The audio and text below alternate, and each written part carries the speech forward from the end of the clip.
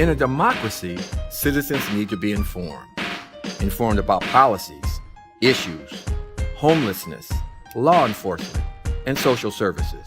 In order for people to make good decisions that affect their lives, they need to be informed. Conversations with Erroll Parker.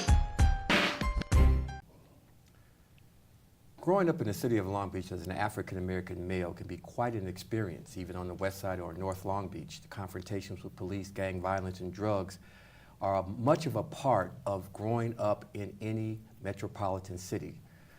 On our program today is Duke Givens, who's a product of Long Beach, and he grew up in Long Beach in the central area near King Park. He survived it, but a lot of his friends did not survive it. Duke, welcome to our program. Thank you for having me. We want to talk about growing up in Long Beach, and you have survived it. Not only have you survived it, you have been successful. You're a photographer. You published a lot of calendars about gang violence. You worked. You're a father. You're a husband. Tell us about growing up in Long Beach, and what do you want to do in this town, some things that you're already doing that we want to talk about today? I'll backtrack you to 1985. I played Pop Warner football at Long Beach Poly, which is one of the greatest high schools and institutions basically in the world. I was 14 years old, and life was very, very simplistic at that particular time, but also during that time, drugs hit the scene in Long Beach very, very tough. What type of drugs? Cocaine. That drug brought in a spirit and a situation that had our parents go in a direction they should not have went. A lot of people found themselves in prison and ultimately died. So what that wind up doing is allowing or putting the young men that I grew up with in a position to have to make choices. And at that time, gangs were really starting to become very prevalent on the scene, and a lot of these young men joined those gangs. I looked at a football picture with you in it and some of your compadres, some of your teammates on that football. It startled me to tears because I knew some of those guys, the number of those who died with gang violence, as a kind of gang violence, as well as drugs. Tell us about that experience growing up and some of your closest friends dying because of gang violence. Yeah, so and I can go back to that time again. Imagine playing football on the street with these guys in your community. And then just 3 or 4 years later, they made conscious choice to be a part of these actually 2 rival gangs in our city. There are a lot of different gangs, but these 2 particular rival gangs found a lot of my friends joining them, and guys that you slept on the floor with, guys that you played with, turned on each other and killed themselves. How did you escape that? Now, I know how you escaped it. I'd like you to tell people how you escaped it. And it was basically because you had to be accountable to your father. Yeah. That is something that is very, very important. Me and my dad have a very strong relationship, but I got a chance to see his love and his care, his concern, and that father-son relationship was forged into a friendship where I understood the direction that he was laying out for me to go. And I adhered to it as well, because you had a few other of my friends who had dads, but they made conscious choice to make other decisions. So I listened to the information given. So what are you trying to do now? You've gone a stint in the military, you've come out, you're a businessman, you worked for a living. What are you doing now to mitigate some of the problems that African-American boys whose fathers are absent from the home, trying to turn that around? Personally, I, along with a few other of my good friends and business colleagues, we do mentorship. We go into the high schools, the junior highs, and even the elementary schools, and we make ourselves present in their lives. We do teaching in different capacities. So for example, with me, I touch on a lot of social things, and I also deal with fashion. So I have been doing, over this past year, the concept of the basic tie. Dress the way you want to be addressed in life. And it was interesting because one particular school really pulled at my heartstring, and that was Poly, for one, of course. I'm always get back to Long Beach Poly, but Jackie Robinson. And these young men, they were doing their best throughout their time to try to learn to tie a tie, but they realized as simple as it looks, it's kind of difficult. So I was using that as an analogy with life. It may look simple, but life is not. So you have to be able to learn to navigate and have people help you. How does one prepare themselves when they find that their father's not in their lives? Your father was in your life, you know the difference. How can that void be dealt with when a boy does not have to be accountable? Now his mother is there, but Right. that's different. How as you as a successful businessman and entrepreneur can affect the lives of a boy who is not with his father now? Well, what I share with a lot of these young men, like you, for example, you're a mentor to me. And when I speak to these young men, there's a lot of mentors I have in the city. Chuckie Miller, Robin Perry's an attorney, Doug Howard, he's an attorney. The list goes on and on. Wayne Chaney's a fireman. So I use all these men in my village, and this is what I teach these young men to do as well. Grab men that you know that you can look up to that's going to give you the truth. These young men know what's going on, and they understand the difference between right and wrong. So I just give them a layout plan of where do you see yourself in 2, 5, 10 years down the line, and link yourself with these type of individuals that can help you. Emerald in the Rough is a concept that you have, is a project that's going on. Why don't you explain that to us and how that ties into what you're doing? Emerald in the Rough is a documentary about the importance of fatherhood. And it's actually wrapping up my dad's journey in life to my son's life. And it's going to let men know that if we all, of all races, are teaching the same thing generationally to the son, then you don't have things like racisms and all the other schisms and isms that come along with it. Mm-hmm. It's a feature-length documentary that's letting it be known that we need to get fathers back into these young men's lives. Now, being a father is one thing, and you could be a single dad. But also there's an issue of matrimony, being married to a woman, being committed to a woman, and first and foremost, in some people's opinion, being a husband first, then being a parent and a father. How would you prescribe to that? Yes, I'm married. I've been married 10 years now, and through the good, the bad, the ugly, and the pretty of it all, I let my boys know that it's togetherness. I show them what it's like. I show them that what's the true definition of a provider. I'm the one responsible for paying that mortgage. I teach them about responsibility, about chores, cleaning a home, all those different things, and then we all link together as a family. Prayer, just all these things, it's just a real powerful thing when the children get a chance to see the parents working together as a unit. Then why is it so hard when we see all the categories, social, health, political, economic categories that African Americans find themselves in? We find ourselves in the bottom of almost all those vital societal categories. How can we turn that around? In business, in politics, and in social phenomena? I don't have a puzzled look. That's just, that's the million-dollar question. But what I think first and foremost is that city, county, state, and it just morphs on and on, people really gelling together. So when you say an African American community, I believe in a community as a whole, but from an African American perspective, I really feel that we should sit down in capacities where we dialogue even more. Like, for example, me and you having this show, but it just doesn't stop there. Me and you need to sit and you give me expertise of things that you went through in the 60s, 70s, and 80s so that I can propel my 2010, 2020, 2030, and we could pass it on to our children. So in finance, in real estate, like you explained to me years ago about the importance of purchasing a home. I bought a home. A lot of people are afraid of that. Mm-hmm. Life insurance. Mm-hmm.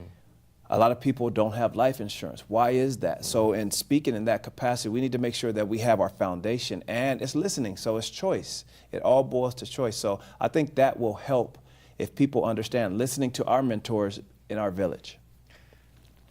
Why was it, zooming on another subject here, Mm-hmm. Tell us about your time at Long Beach Poly. Why is Long Beach Poly so nationally known and so special to a lot of people? You lived it. Yeah, I can make a beautiful story out of that. It's a very special place. Batman had Gotham City.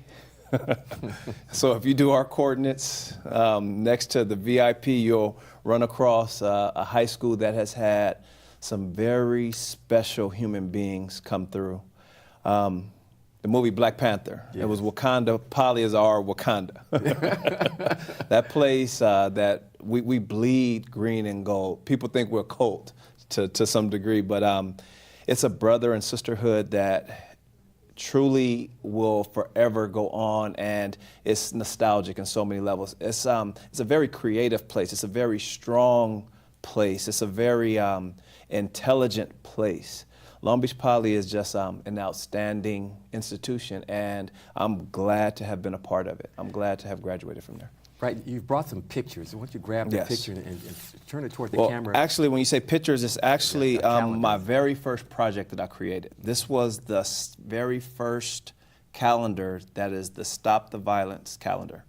And I'll open the pages and go through, and we talked about 1985, and here is that picture that I shared with you about the young men that I grew up with.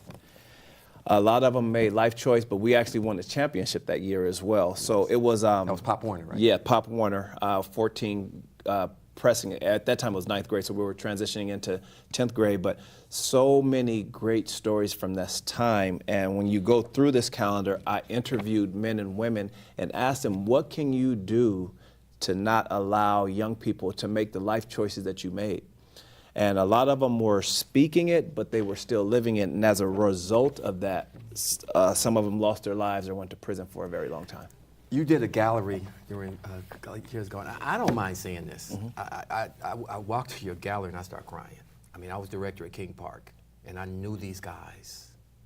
I'm gonna just choke up everybody now. It's like these young guys, and they lost their lives senselessly. These guys were all on my football teams and my basketball teams. They're just young, 8, 9, 10, 11 years old. And then they grew so hard. And you're trying to not allow as many as you possibly can going down that road today. So being a photographer for 25 years, I've gotten a chance to have a plethora of imagery. And I, over the past few years, put together a gallery called Power of Choice.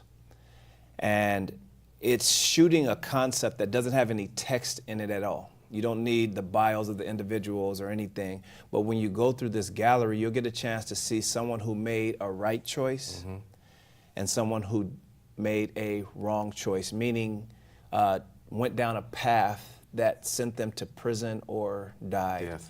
And what's interesting to me in this particular gallery is one or the other. No one's better than another. It's just the choices that they have made. And for example, I had some people that chose the gang life that had family, but they chose that life. And then I had some who you have a doctor, a judge, a lawyer, an administrator, a teacher, just all these different people in civic governance and leadership who made these choices to serve the city. But then you've had the others in this gallery who chose not to. So this is something that I have been dreaming about doing for a long time, and now that I have it, it really is an emotional, creative experience. Let's zoom maybe 5 years from now, and on this program you'll be talking to power. I know the police chief watches this program, the mayor watches this program. Yes. What would you say to the people in power about what would you like to see in the city of Long Beach in the next 5 years? I actually have established a lot of relationships, so I communicate with them now. But 5 years from now, I would like to see the infrastructure come back where we have police athletic leagues, we have community-based things like when we came up. So, for example, they would take us to Long Beach State when we were in junior high school.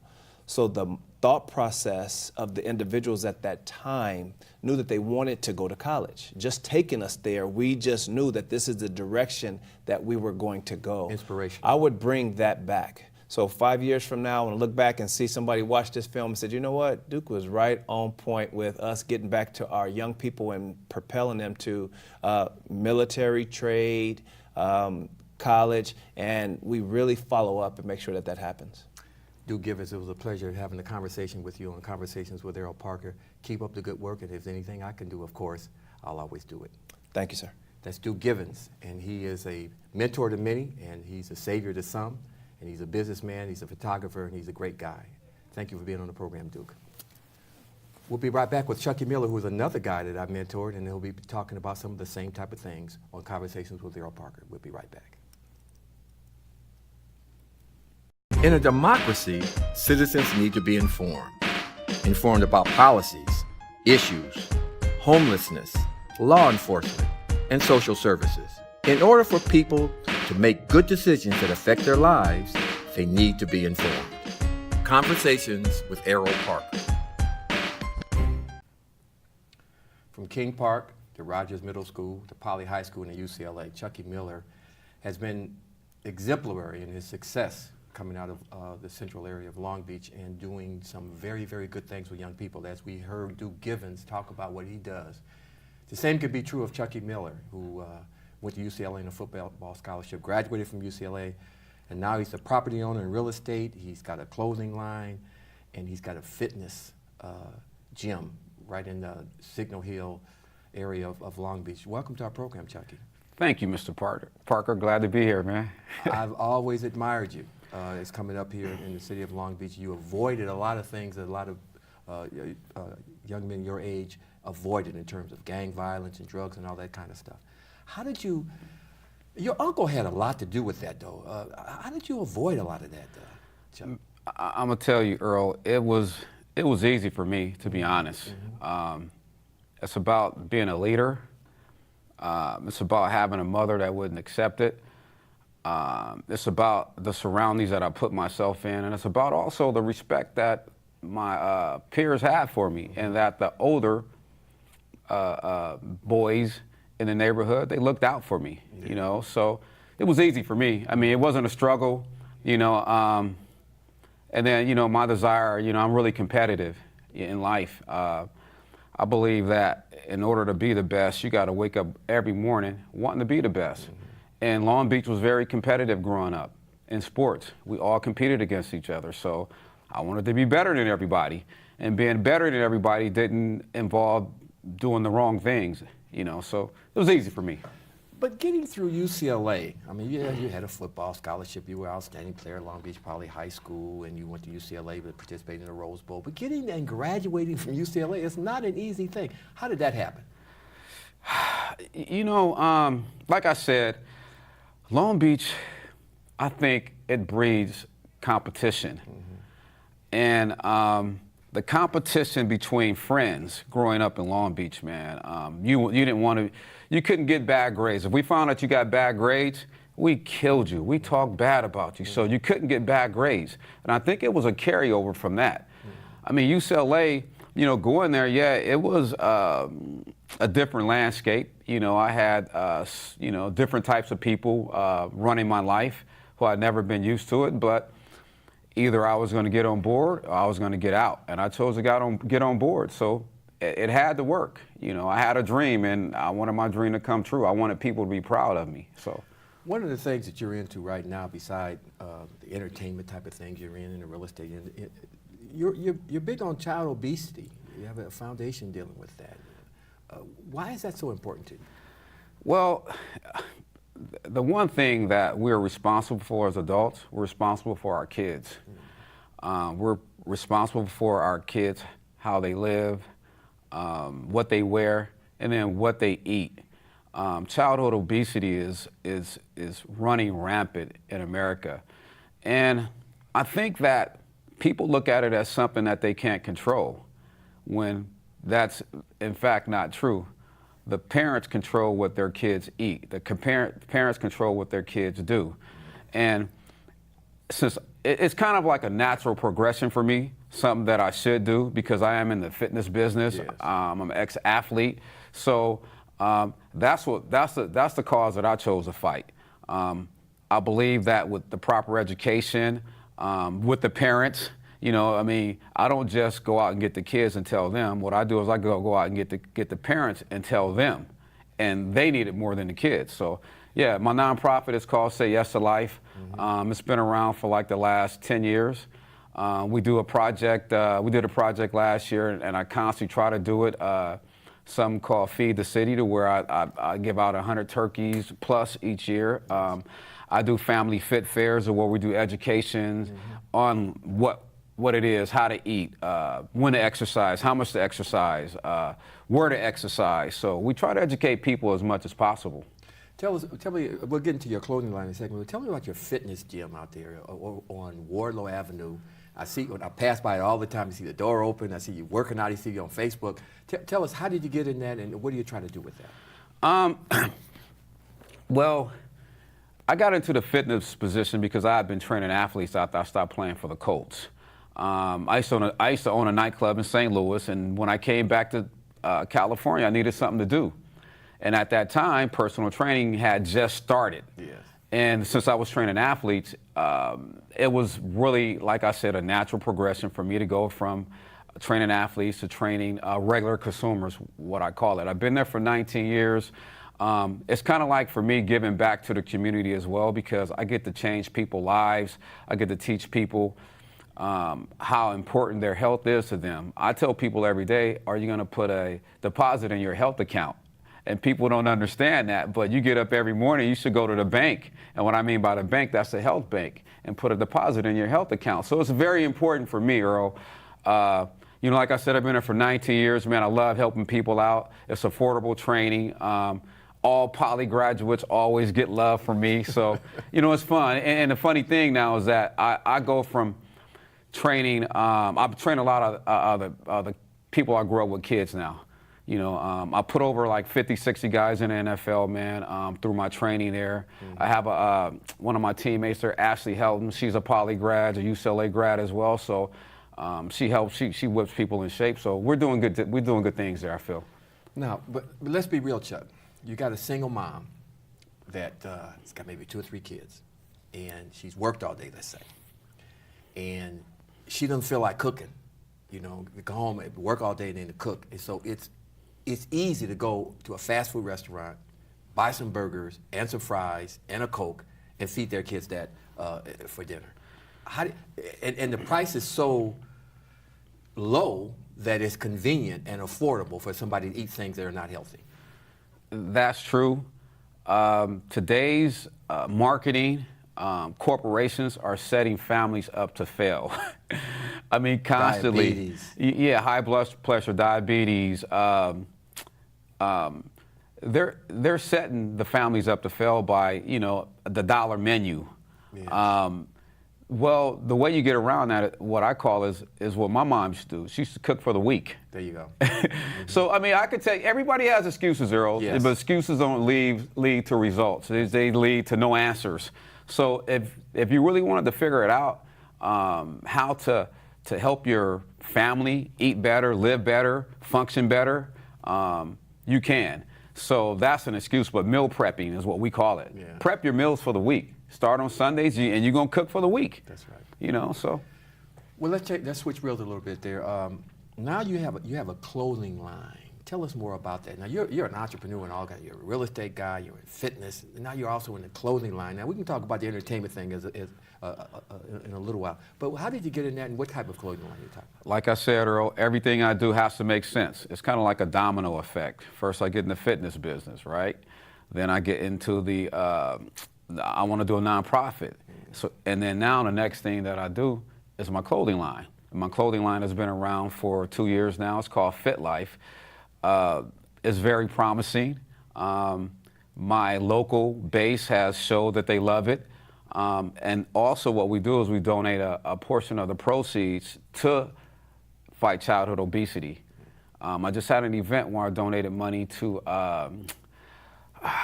God, what's the hospital? St. Jude's Hospital. Mm-hmm. So, you know, I'm constantly giving back, man. It's fun to me, but my clothing line, I love it. It stands for itself. Anything I do, I want to promote better health. I want a healthier life, which is Fit Life. Now let's look at the community. I know we've had private conversations about things that you would like to see, especially in the area that you grew up in the central area of Long Beach. What are some of the kinds of things in the future that you would like to see in that area of town? Man, I grew up in the 6th district, Earl, and that's the 6th Council District. Exactly, Mm-hmm. and I see everything around the 6th district changing except it. You know, I'd like to see some monthly town hall meetings, all right, to talk about how we can make progress into seeing things differently. I think that, for one thing, if you wake up every morning and something looks the same, and that's something that looks the same you don't like, you're not going to respect it. You're not going to want to change. You're not going to want to be there. You're not going to want it clean. You're not going to want to clean it. So I think we need to beautify that part of our city. I think that, you know, the business owners need to take responsibilities. I think the homeowners need to take responsibilities, and I think the renters do. There's so much. I mean, I don't think we even have enough time, but you know, don't be surprised if you see me running for the 6th district when it comes up. So it's all about leadership. It's all about having a vision and providing the leadership that people need. Now, how did you think that sports coincided with you being a leader? Well, in sports, sports breeds a lot of strong personalities. Sports is about winning. It's not about losing. I don't care what nobody say. They can pat you on the back and say good job all the time, but when you get older, that good job turns into just you just lost.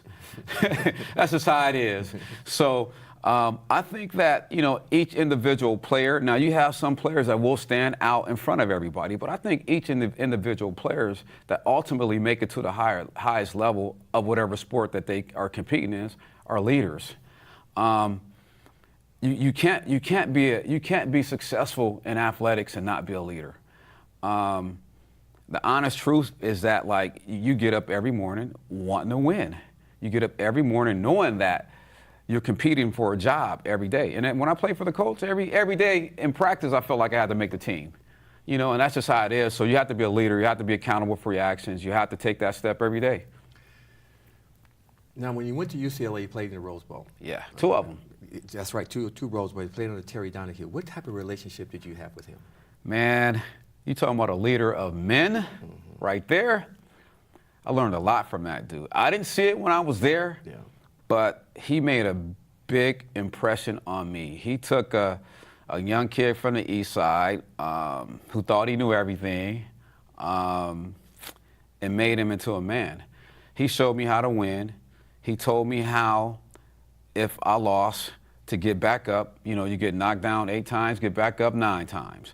He told me, one of his famous saying is this, Earl: when it's going good, it's not going all that good. When it's going bad, it's not going all that bad. And that's kind of how I live my life.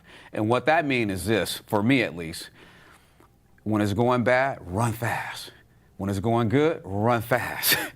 You know, you always have to be running fast, especially as an entrepreneur. You always have to be running fast. And that's the impact that he had on me. Really, really good guy, family man, brought his family around us. He taught us, like I said, about the love of family.